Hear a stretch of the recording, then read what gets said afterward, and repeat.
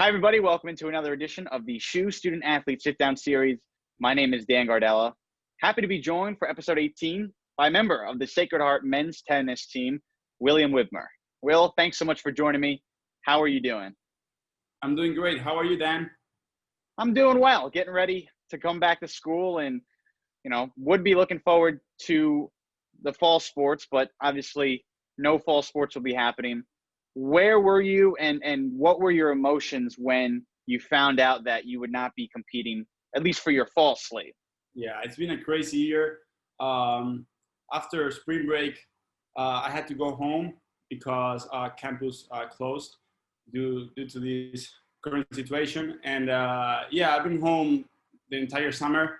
I just arrived last Friday, so I'm back in town. I was home. I was training hard. Fortunately, back home, there's not a lot of COVID cases, so we can carry on with a normal life. I was playing tennis outdoors. I was going to the gym, so everything was going great. I was getting ready, training hard, and then this really sad news came up. But I mean, there's really nothing we can do. It is what it is, and it's for the best.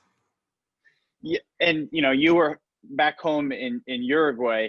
Yeah. You said you could kind of go full and train for everything. What was the biggest thing that you worked on in the off season to get better and prepared for this season? I actually was working really hard on my strength inside the gym. I've been following a diet, eating healthier, and then inside the court, I also wanted to get fast because if you do too much strength, then you'll feel slow in the court. So I was working mostly on my endurance and strength. And when I was preparing and thinking of questions, I look at your statistics in the 2019-2020 season. Although the spring season was cut short, you went 12-1 in singles play. Yeah. Take me through, did you think that you were just, what goes through your mind when you're in a zone like that where you're just winning match after match after match? I mean, it was crazy. I think I had a decent freshman year, but my sophomore year was just crazy. I was feeling with a lot of confidence, playing great, and I mean, as the matches keep going and you keep winning, you just feel like everything is gonna be okay in the court. Like important points, maybe you just play you go all in, and it usually works out. And it's really good to feel that way. And you just gotta build up the confidence as matches keep going and you keep winning. When you're going through a streak like that, when you're winning 12 of your 13 matches in singles play, what's the hardest thing to do to carry the momentum from match to match?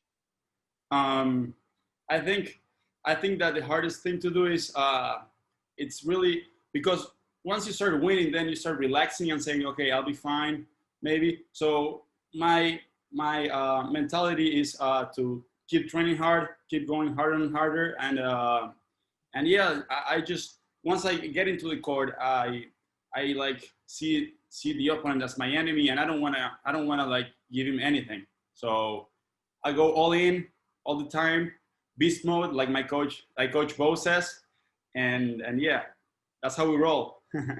Beast mode mentality, I like that. Well, I mean, even in your freshman year, you said you thought you didn't have that good of a season. I mean, you're on the all-conference first team. Like I said, you go 12-1 in singles your sophomore year.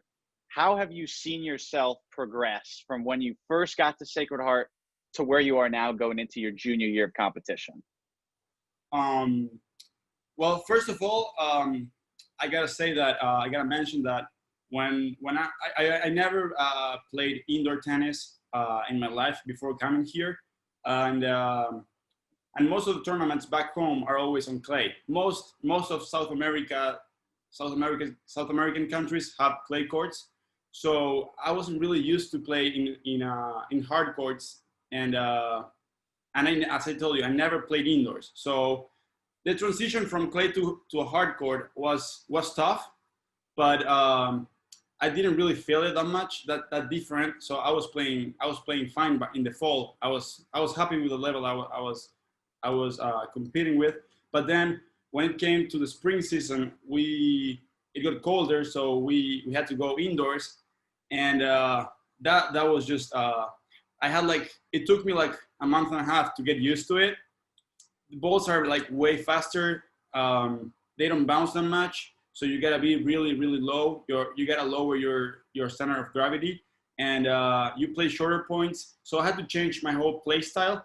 I used to be more of a grinder, you know, hitting spinny balls, and I had to like get inside the court, play hit flatter, and be more aggressive with my serve, with my shots, and everything. And obviously tennis is mostly seen as an individual sport. Obviously, like I said, you have singles, but you also have doubles competition as well. How do you try and take your personal success and spread that confidence throughout the team and try and make it a team sport?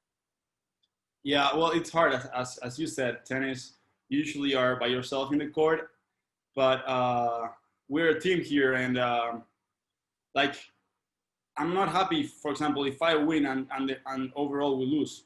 So I'm always trying to have a positive mindset, you know, always trying to like spread my knowledge or what I know. I don't know a lot, but like what I know, and I know it's working, I try to spread it, and try to make my teammates feel like I got their back no matter what. And yeah, that's I think that's key. Knowing like your teammates knowing that they can count on you. For example, you're playing doubles. It happened to me. I'm playing bad, you know, and my teammate is just having a good day, you know.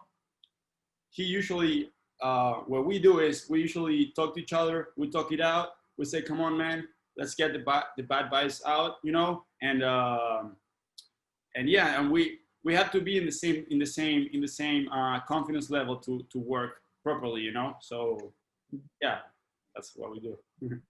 And I guess I'll leave with this. Like I said, you were back home in Uruguay the entire summer. You're from there. What was the adjustment like coming from South America to the Northeast, where the weather is certainly not the same? Well, Uruguay is pretty down in South America, so we do have like 4 seasons. We have a winter, we have spring, we have fall, and we have summer. But it's not as extreme as here. And what I mean by saying that is that we got a hot summer, and usually spring and fall are hot as well. Like we usually have we usually are on the 60 to 75 range of degrees, you know. And then in the winter, it can go as low as 45, but we never have to like cancel our activities due to snow, you know. And we're always able to go outdoors and play some tennis outdoors, you know, which you can't here. So yeah, it was a tough. I like, honestly, when I was on the recruiting process, when I wanted to come to the US, I didn't really pay attention to that factor, the climate, the weather here. But it plays a big role, even though I really got used to it. Freshman year was tough, you know. My first winter here, I was like, can it really get colder on 45? Like, how does it feel? And everybody was telling me, you gotta get a parka, you gotta get, like, you know, the heavy stuff. And they were right.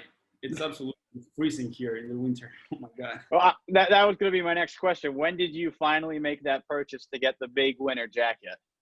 Oh, I got it like in October of freshman year. Like, I got it, and it was one of my best purchases here by far. Great investment. Oh, that's awesome to hear. Well, Will, thanks so much for joining me. Best of luck in your off-season training, and hopefully we'll be able to see you go into beast mode in the spring. Hopefully. Thank you, Dan. It's been a pleasure. Thank you so much for doing this interview, and I'll see you around.